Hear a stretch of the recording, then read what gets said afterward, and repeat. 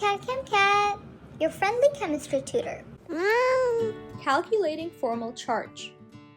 The formal charge of an atom reflects its valence electrons, non-bonding or lone electrons, and bonding electrons. This hypothetical charge allows you to determine the electron distribution and stability of molecules based on the isolated charges of its atoms. You can calculate formal charge using this formula, which is valence electrons minus non-bonding or lone electrons minus 1/2 of the bonding electrons, or simply the number of bonds formed by the atom. A formal charge of 0 means that the atom is in its neutral state. A formal charge of -1 or lower means that the atom has more electrons than its neutral state, and a positive formal charge means that the atom has less electrons than its neutral state. The valence electrons of an atom have the ability to participate in bonding. They can choose to bond or not.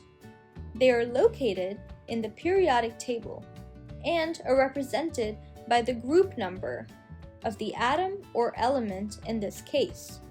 For example, elements in group number 1 have 1 valence electron. Elements in group number 2 have 2 valence electrons, so on and so forth. If you need more clarification on how to find the valence electrons of an atom, you can find a video about it on my channel. The non-bonding electrons, or lone electrons, do not participate in bonding, and they are located on the top of an atom when drawing the structure of a molecule. On the other hand, the bonding electrons do participate in bonding and are shared amongst atoms.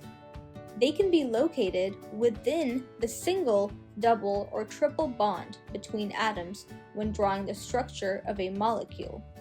You should remember that 1/2 of the bonding electrons is equivalent to the number of bonds that are formed. So, for example, 1/2 of 2 bonding electrons equals 1 bond, which is also known as a single bond. Think of it like this. Azula is being very greedy today. She has 7 whole pieces of food all to herself, but she kind of also wants what Bob is eating because it looks delicious. So she tells him to share his one and only piece of food in exchange for 1 piece of her food. Surprisingly, Bob agrees, and they share. So now Azula has 6 pieces of food left all to herself.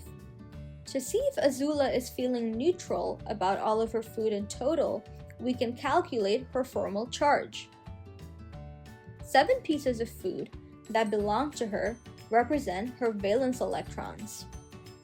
6 pieces of food that she did not share represent her non-bonding or lone electrons. And 2 pieces of food that she did share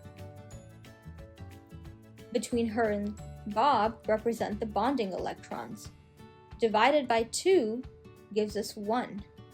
So, putting this all together, Azula has a formal charge of 0. So she is feeling neutral indeed. Let's use cyanide as an example. If we take a look at its Lewis structure, we can see here that both atoms have achieved their octet. 1, 2, 3, 4, 5, 6, 7, 8 for carbon, and 1, 2, 3, 4, 5, 6, 7, 8 for nitrogen. Now let's calculate the formal charge for both carbon and nitrogen. Carbon has 4 valence electrons and 2 non-bonding or lone electrons and 6 bonding electrons. Half of that is 3. So simplifying this further, we get the formal charge on carbon to be -1. This makes sense because carbon has 4 valence electrons, and the sum of its bonding and lone electrons is 5.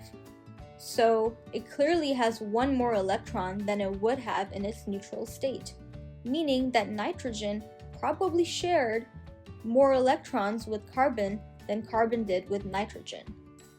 Let's take a look at nitrogen. It has 5 valence electrons, 2 lone electrons that are not participating in bonding, and 6 bonding electrons, divided by 2, which gives us 3. Putting this all together, this gives nitrogen the formal charge of 0. Overall, we can infer that the electrons are not evenly distributed in cyanide. Here is your knowledge check. Answer the following questions about carbon monoxide. Please pause the video and return when you are ready. Welcome back! To find the formal charge of oxygen and carbon monoxide, we take its valence electrons, which are 6, and we subtract its lone electrons, or non-bonding electrons, which are 2, minus half of its 6 bonding electrons, which gives us 3. Simplifying this further, oxygen has a formal charge of positive 1. To find the formal charge of carbon and carbon monoxide, we take its valence electrons, which are 4, subtract the lone or non-bonding electrons, which are 2, minus half of its 6 bonding electrons, which gives us 3. Meaning carbon has a formal charge of -1.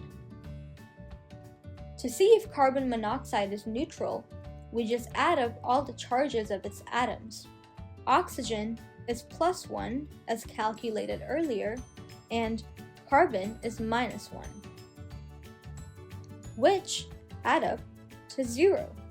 So yes, carbon monoxide is a neutral molecule. Great job! Thanks for watching. If you have any questions, please feel free to email them to me at chemcat786@gmail.com. And don't forget to like and subscribe for more content.